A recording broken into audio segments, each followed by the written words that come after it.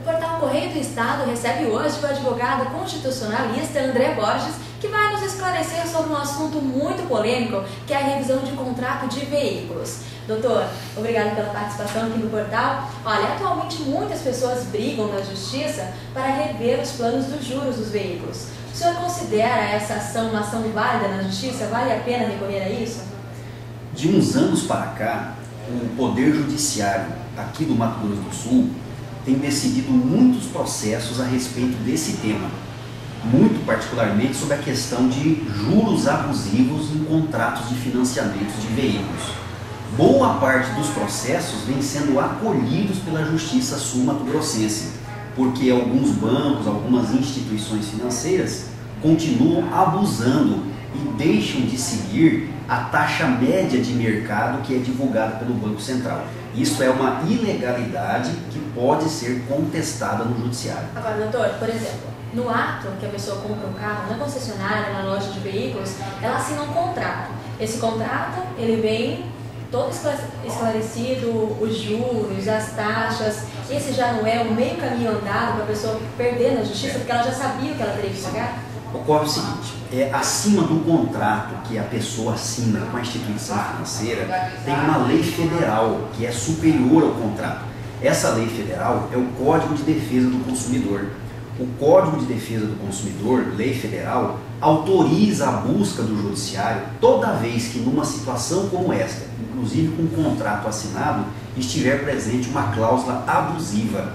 E cobrar juros acima da taxa média de mercado do Banco Central é uma prática abusiva e ilegal. Tá, já que o senhor entrou nesse tema, existe um mínimo e um máximo estipulado para os juros? Existe. Não tem uma lei hoje no Brasil estabelecendo taxa máxima ou mínima de juros que pode ser estabelecida em contratos. Isso depende muito de uma espécie de livre negociação. Ocorre, porém, que a jurisprudência do nosso tribunal e de vários outros tribunais do Brasil tem estabelecido que as taxas de juros, para serem válidas e não abusivas, não podem ser superiores à taxa média de mercado divulgada no site do Banco Central do Brasil. Então, um consumidor qualquer, para verificar se o seu contrato é válido ou não, basta acessar o site do Bacen, do Banco Central, para verificar se a sua taxa de juros é compatível ou não com a taxa média de mercado. Se não for compatível, ele pode buscar a justiça. Então, doutor André, quais são as chances do consumidor sair vitorioso nisso tudo?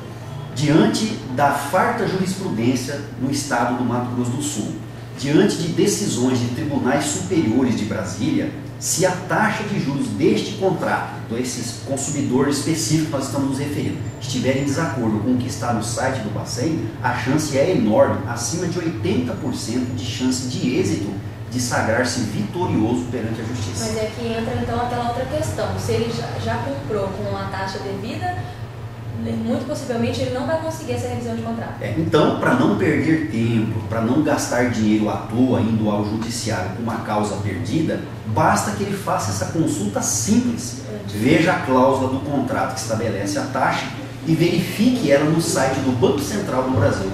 Se perceber irregularidade, procura um assessoramento jurídico para buscar o judiciário. E agora, se depois de tudo isso, o consumidor ele resolver se entrar na justiça, quanto tempo demora esse processo? Esse processo é simples, é um processo rápido que não depende de audiência alguma. Apresenta-se uma petição no fórum, o juiz manda ouvir o banco e dali a pouco já surge uma sentença. É coisa para um prazo de 1 ano ou no máximo 2 anos ter um processo encerrado, o que é um prazo bastante razoável para o judiciário brasileiro. Agora tem um outro assunto que é bastante polêmico. Se não é polêmico, ele começa a ser popular. Muita gente tem medo de entrar na justiça porque ficam com medo de ser queimadas nos outros bancos, de não poder depois refinanciar um outro carro. Existe esse tipo de punição, digamos assim? Olha, se isso estiver ocorrendo, a própria imprensa pode divulgar ou qualquer interessado pode denunciar isso ao Ministério Público. Porque o fato de alguém entrar na justiça para discutir uma cláusula abusiva de um contrato não pode implicar em qualquer tipo de prejuízo, porque a pessoa está apenas se valendo de um direito constitucional de buscar o judiciário.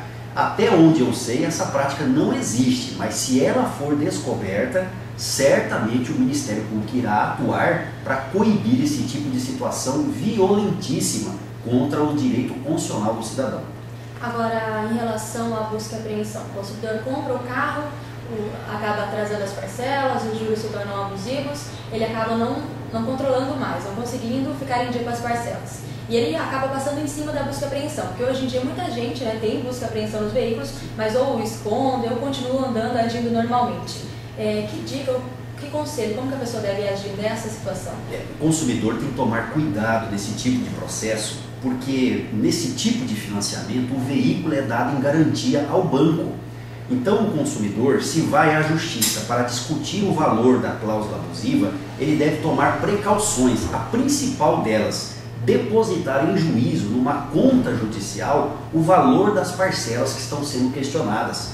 Porque se ele simplesmente vai até a justiça e deixa de pagar as parcelas, o banco, por sua vez, vai entrar com um processo contra ele e vai retomar esse veículo.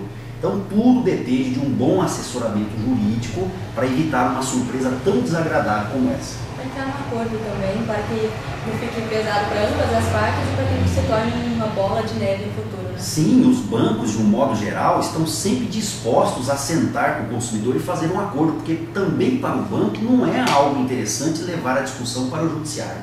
Doutor André Borges, obrigada pela participação e pelos esclarecimentos. Tenha um bom dia. Muito obrigado.